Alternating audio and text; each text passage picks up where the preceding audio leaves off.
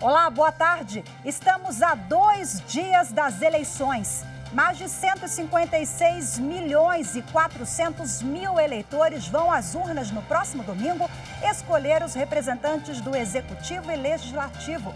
Uma verdadeira festa da democracia. E para exercer esse direito constitucional, o eleitor deve ficar atento. A unificação do horário de votação no país, por exemplo, vai impactar diretamente nos estados com horário diferente ao de Brasília. No Jornal da Justiça de hoje, nós vamos trazer as últimas informações sobre as eleições. Confira. Tribunal Superior Eleitoral realiza tuitaço pela paz nas eleições. No segundo dia do evento com convidados internacionais, realizado pelo TSE, os ministros Ricardo Lewandowski e Carmen Lúcia ressaltam a segurança das urnas eletrônicas e a importância da democracia. E ainda, ministro Luiz Roberto Barroso, do Supremo Tribunal Federal, determina que o transporte público urbano seja mantido em níveis normais no domingo das eleições.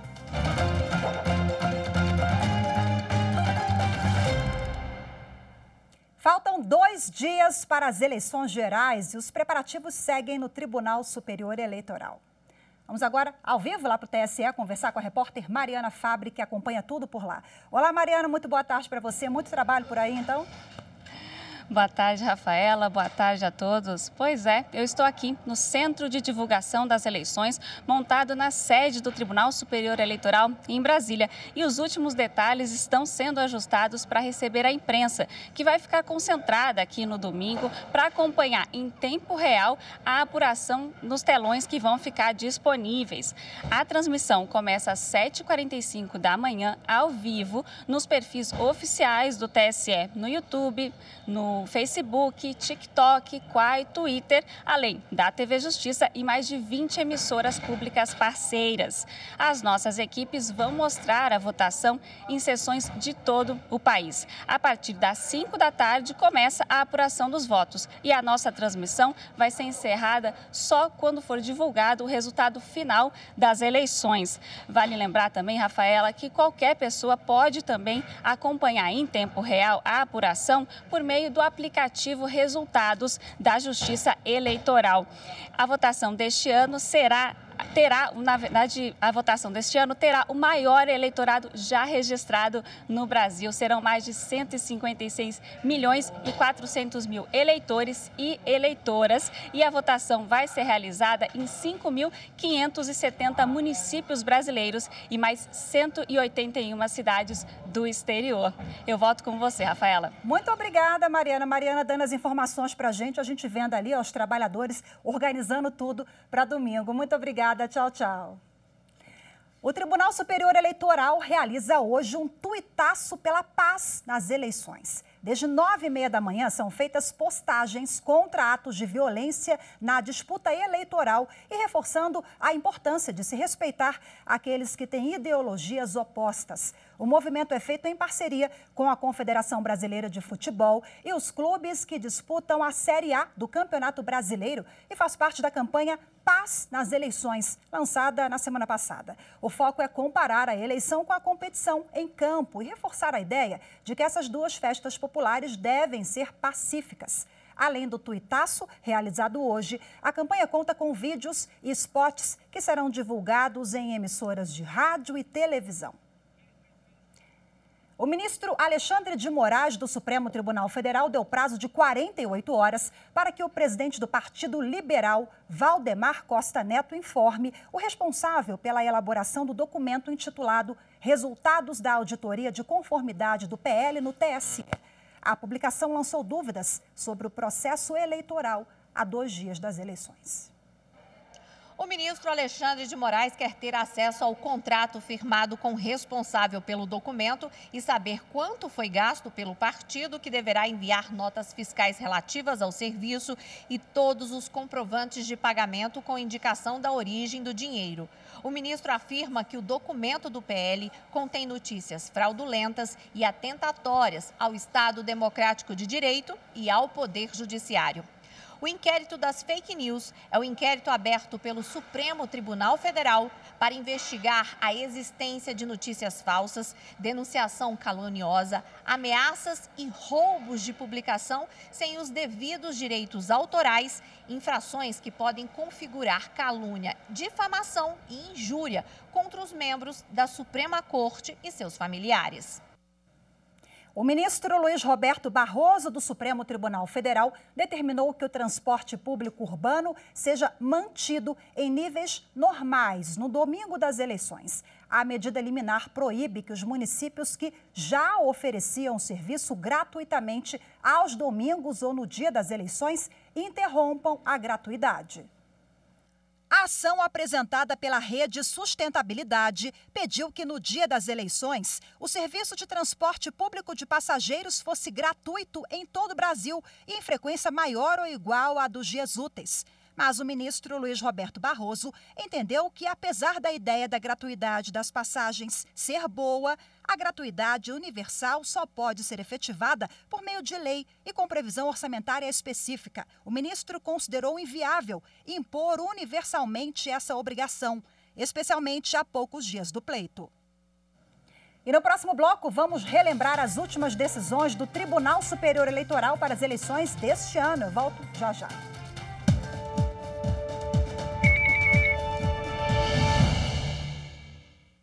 Todo mundo tem muitas dúvidas em relação à utilização das urnas eletrônicas, em relação à sua confiabilidade, lisura e imparcialidade nas eleições.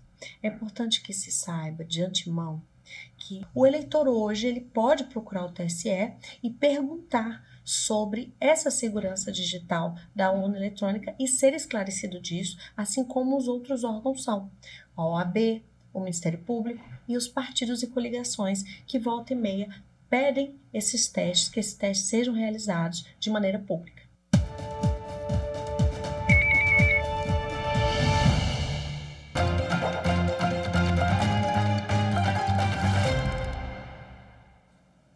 Agora sim, voltamos a falar sobre eleições. Uma das novidades deste ano é que o início e o encerramento da votação vai acontecer ao mesmo tempo em todo o país, seguindo o horário de Brasília. Isso para garantir a lisura do pleito e agilizar a divulgação dos resultados.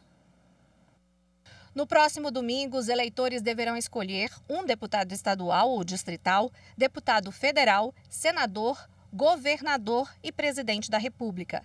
Pela primeira vez, o horário de votação começa e termina ao mesmo tempo em todo o país, independentemente do fuso horário. Todos devem começar a votação a partir das 8 horas até as 5 da tarde, horário de Brasília. A unificação dos horários vai permitir que a apuração dos votos comece ao mesmo tempo em todas as unidades da federação.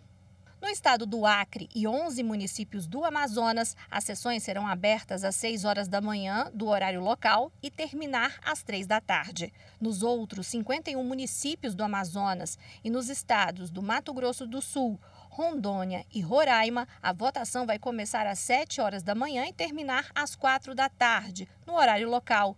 Em Fernando de Noronha, as sessões vão abrir às 9 horas da manhã e fechar às 6 da tarde. E quem não puder votar porque estará fora do domicílio eleitoral poderá justificar o voto pelo aplicativo e-Título durante o horário de votação, sem precisar se deslocar até uma junta eleitoral. Esse serviço também estará disponível em caso de segundo turno de votação.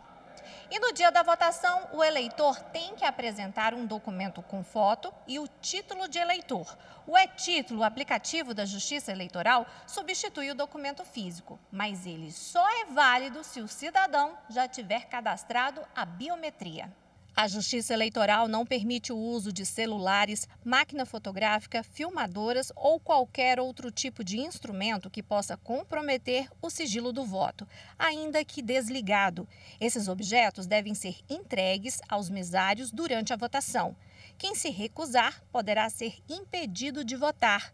Na sessão eleitoral, a manifestação política deve ser individual e discreta. No dia 2 de outubro, o eleitor ele pode sim se manifestar sua intenção política, mas essa manifestação é uma manifestação individual. Ou seja, no dia ele pode vestir a camisa, vestir o boné, colocar o broche, utilizar a bandeira.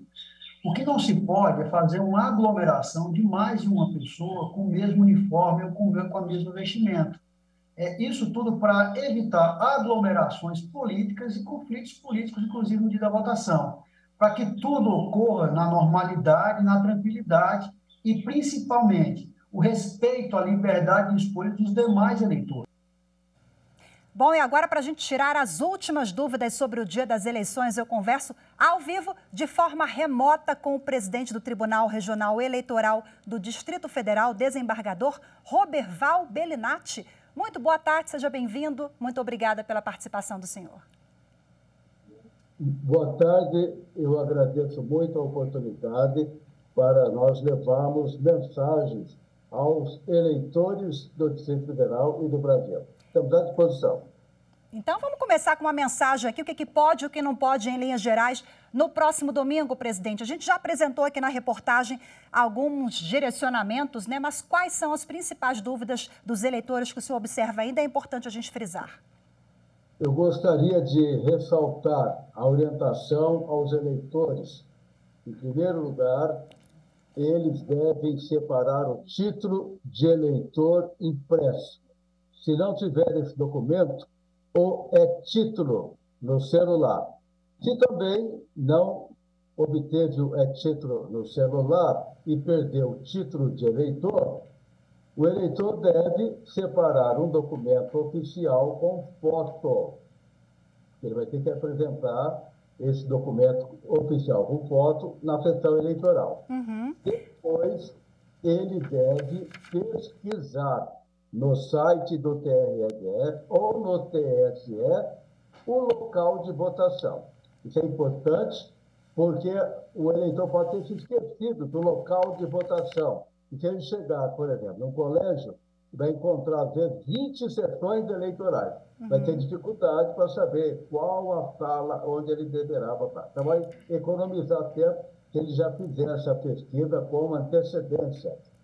E é bom fazer já hoje, né, presidente? Porque amanhã, deixar para a última hora, o sistema acaba não funcionando. Aquela colinha eu posso levar com o nome dos candidatos? É uma recomendação para fazer a cola, anotando em um papel os números de seus candidatos. Em papel. Não vai poder anotar no celular, porque ele não vai poder levar o celular para a cabine ou para a cabina, né? Como alguns dizem. O celular vai ficar numa mesinha do lado da mesa dos mesários ou numa cadeira. A Justiça Eleitoral proibiu o uso de celular na cabine para evitar quebra do sigilo do voto, para assegurar a tranquilidade naquele momento da votação, para evitar aquele filme, tire fotografia, coloque na rede social, faça um barulho com aquele voto. Então, nós não queremos nada disso, por isso a proibição do uso de celular na cabine. Presidente. Outro detalhe importante para os eleitores, o horário da votação, horário de Brasília, das 8 da manhã às 17 horas. Nenhum eleitor vai poder entrar no colégio depois das 17 horas, horário de Brasília. Então, isso é importante, porque ele vai perder se chegar atrasado. Eu até comparo com um vestibular ou com um concurso público. Não vai, o eleitor, o candidato não vai poder entrar depois do horário, e muito menos numa eleição. Então, esse horário vai ser rigorosamente cumprido, das 8 da manhã às 17 horas. Nesse horário, 17 horas, a Justiça Eleitoral encerra a votação e, em seguida, emite o boletim de urna com a história daquela votação e passa a transmitir esse boletim através de uma mídia ou disquete para os computadores do Tribunal Superior Eleitoral. Presidente, posso votar? Perdão. Posso votar com o boné do meu candidato ou com a camiseta do meu candidato, com a camiseta da seleção brasileira? Muitas pessoas estão em dúvida, né? Se podem exemplificar por meio da roupa, podem mostrar o seu candidato ali, porque o voto é secreto. O Tribunal Superior Eleitoral já determinou: o eleitor poderá usar qualquer camiseta, vestimenta, broche até bandeira de seus candidatos e de partidos políticos, sem nenhum problema. Agora, o que a justiça vai exigir é que o eleitor haja silenciosamente, não faça aglomeração, não faça boca de urna, não distribua santinho ali na fila, ou não fique pedindo voto para ninguém. Isso é proibido, pode até sujeitar a eleição à prisão, se não obedecer à ordem da Justiça Eleitoral. Então, a camiseta está liberada, mas com esse compromisso de não fazer boca de urna, não fazer aglomeração, não fazer propaganda no local. Presidente, nós temos esse ano um recorde, né, de eleitores, 156 milhões de eleitores, recorde também de pessoas que vão votar no exterior, inclusive é o TRE-DF que faz essa regulamentação, organização, né, dessa votação no exterior. Qual é a expectativa para o senhor para o próximo domingo? Eleições tranquilas, eu observo que o eleitor está mais consciente, engajado. A gente pode esperar que a festa da democracia no domingo seja ali na paz, na tranquilidade? A justiça eleitoral brasileira está unida ao TSE, seguindo as diretrizes do Tribunal Superior Eleitoral, para promover eleições absolutamente transparentes, seguras e pacíficas. No Distrito Federal, por exemplo, nós vamos ter o apoio de quase 12 mil policiais. Nos 610 locais de votação, teremos até a utilização de drones da Polícia Federal para fiscalizar a boca de urna, a propaganda ilegal e o transporte ilegal de eleitores. Então, queremos eleições pacíficas, ordeiras, queremos que o eleitor saia de casa feliz e também retorne feliz por ter escolhido os seus candidatos. Essa é a expectativa da Justiça Eleitoral. Assim seja no próximo domingo, né, presidente? Bom trabalho para vocês todos. Parabéns por todo o trabalho que já vem realizando até aqui. Um forte abraço, boa tarde para o senhor. Muito obrigada.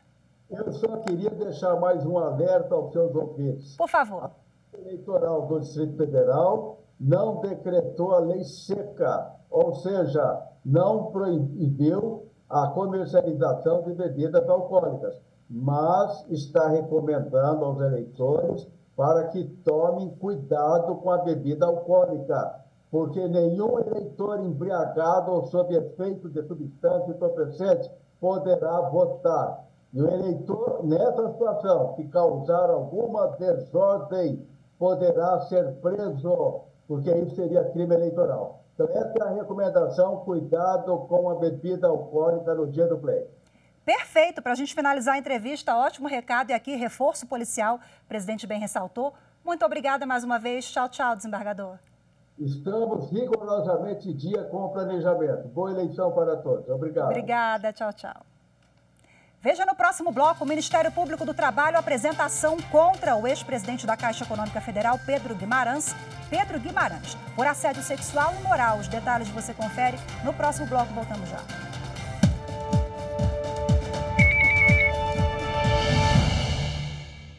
A Justiça Eleitoral trabalha com muito afinco e tem um quadro de funcionários que é o que garante a eleição. Não são os juízes, os que passam temporários, que passam por lá em todas as esferas. São os funcionários da Justiça Eleitoral que, com amor e muita dedicação, exercem as suas funções e garantem um pleito seguro, honesto, correto e, principalmente, rapidamente apurado.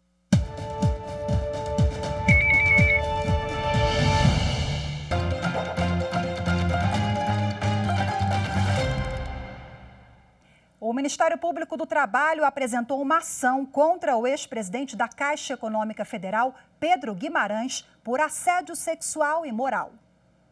O Ministério Público do Trabalho pede que Pedro Guimarães seja condenado a pagar 30 milhões e meio de reais como reparação por danos morais coletivos por causa das acusações de assédio sexual e moral enquanto esteve à frente da presidência da Caixa. A defesa do ex-presidente da Caixa considerou a medida do Ministério Público uma ação manifestamente improcedente e eleitoreira. As acusações de assédio sexual contra Pedro Guimarães vieram à tona em junho, quando funcionárias relataram que se sentiram abusadas em diferentes ocasiões, sempre em eventos ou viagens de trabalho. Ele nega que tenha cometido algum crime. Os ministros Ricardo Lewandowski e Carmen Lúcia, do STF e do TSE, foram os destaques do segundo dia de palestras da Justiça Eleitoral, realizado hoje em Brasília.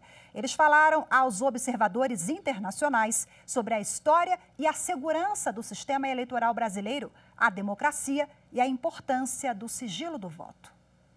O encontro começou com a participação do vice-presidente do Tribunal Superior Eleitoral e ministro do Supremo Tribunal Federal, Ricardo Lewandowski. O magistrado destacou a criação da Justiça Eleitoral em 1932, época em que, segundo o ministro, o Brasil se abriu para o progresso. Uma revolução que se opôs aos costumes deteriorados do ponto de vista político que então vigoravam, currais eleitorais, eleições decididas a bico de pena, coronelismo, caciquismo. Então, a justiça eleitoral que surge em 1932 e desde então vem se aperfeiçoando e tem essa característica extraordinária e talvez distinta no mundo todo, que é o poder judiciário, um poder neutro, que é o árbitro das eleições. Muitas pessoas pensam que a justiça eleitoral se resume ao TSE, ao Tribunal Superior Eleitoral. Mas, na verdade, o TSE é apenas a ponta de um iceberg. Segundo o vice-presidente do TSE, a implementação da urna eletrônica garantiu a lisura do processo de votação e o voto secreto. O ministro também informou aos observadores a evolução das urnas e explicou o custo do sistema eletrônico. A preservação do sigilo. Todos sabem, aqueles que vêm de países em que se adota ainda o voto impresso, sabem que é muito difícil preservar o sigilo no voto impresso. Segundo lugar, a inviolabilidade do voto. Não há como retraçar o voto a partir, digamos assim, do momento em que o eleitor aperta o botão e manifesta a sua vontade. Já a ministra Carmen Lúcia falou para os observadores que a escolha dos representantes neste domingo é uma forma de democracia e que deve ser lutada todos os dias para garantir vida digna, como prevê a Constituição. Eu acho que o ser humano aprendeu que isto não é retórica, nem discurso jurídico, nem proposta política. Isto é a vida de cada um de nós. Portanto, quando a gente fala que a democracia é necessária, também aqui não se trata de narrativa, para usar uma palavra da moda, nem discurso. Estamos falando de que escolha temos na vida para viver. Hoje, falamos tanto em democracia e qualquer comprometimento ou tentativa de botar abaixo as construções democráticas na sociedade e no Estado são graves. Porque o cidadão que aprendeu que tem direitos, que já sabe que tem direitos, não recua nessa possibilidade. O livro Direito Eleitoral e Liberdade de Expressão chega à segunda edição e foi lançado no Supremo Tribunal Federal. A obra é da autora Aline Osório. O livro tem prefácio do ministro do Supremo Tribunal Federal, Luiz Roberto Barroso. Agora o livro incorpora as novas realidades, as novas tecnologias das mídias sociais, da desinformação e, portanto, nós todos estamos aprendendo a conciliar a liberdade de expressão com uma utilização, muitas vezes, das mídias sociais que são destrutivas da democracia, do Estado de Direito e da própria liberdade de expressão. O mundo inteiro vive a busca desse equilíbrio e acho que o livro acrescenta um capítulo para discutir essa matéria. A autora Aline Osório foi secretária-geral do Tribunal Superior Eleitoral na gestão de Barroso e atualmente é assessora do ministro na vice-presidência do STF. O livro Direito Eleitoral e Liberdade de Expressão se propõe a realizar a constitucionalização do direito eleitoral, por meio da releitura das regras sobre propaganda política, acesso aos meios de comunicação e financiamento de campanhas à luz da liberdade de expressão. Os ministros Luiz Fux, Edson Fachin e a ministra Rosa Weber, presidente do Supremo, prestigiaram o lançamento. Que essa obra, que é uma segunda edição, mas pelo que tu acabaste de dizer, atualizada, será, assim, para mim, uma verdadeira preciosidade. Dela vou me valer muito, tenho certeza. Eu também sou uma fã do Tribunal da Democracia, que é o Tribunal Superior Eleitoral, e tenho certeza que ela está profundamente enriquecida com toda a experiência que tu, com o teu brilho, a tua qualificação e a tua capacidade, seguramente, né, a enriqueceste. Parabéns mais uma vez. Ela traz na produção intelectual dela um conjunto de fundamentos empíricos, ou seja, baseados na experiência de quem atuou dentro de tribunal eleitoral, de quem atuou dentro de cortes superiores, e também a experiência de quem exercita o magistério. E, portanto, esse é o primeiro elemento que me parece de alta qualificação dos trabalhos acadêmicos da doutora Aline Osório. Um segundo aspecto que eu julgo importante do que tenho lido é o ousio com que ela, de maneira elegante e refinada, sabe colocar os seus pontos de vista, enaltecendo sempre o caráter compromissório da Constituição brasileira em defesa da cidadania, em defesa do Estado democrático de direito, em defesa da democracia e, portanto, essa junção entre conhecimento e experiência é uma belíssima ponte que ela faz. Esta é a segunda edição. A obra foi atualizada de acordo com as reformas eleitorais mais recentes e com a jurisprudência atual do TSE e do STF. O conteúdo também foi ampliado para tratar de temas atuais, como as transformações operadas pelas redes sociais na liberdade de expressão e os impactos da desinformação nas eleições. A defesa desse livro e dessa edição é proteger a liberdade de expressão nesse momento em que ela se torna mais importante, que é no momento da escolha eleitoral, e é preciso plena liberdade para criticar os candidatos, as autoridades, para fazer a melhor escolha de voto. Hoje ficamos por aqui. Muito obrigada pela sua companhia. Lembrando que no próximo domingo, dia das eleições, a TV Justiça vai trazer informações sobre a apuração dos votos direto do Tribunal Superior Eleitoral. Acompanhe. Uma ótima eleição a todos vocês. Bom voto, ótimo fim de semana. Até segunda. Tchau, tchau.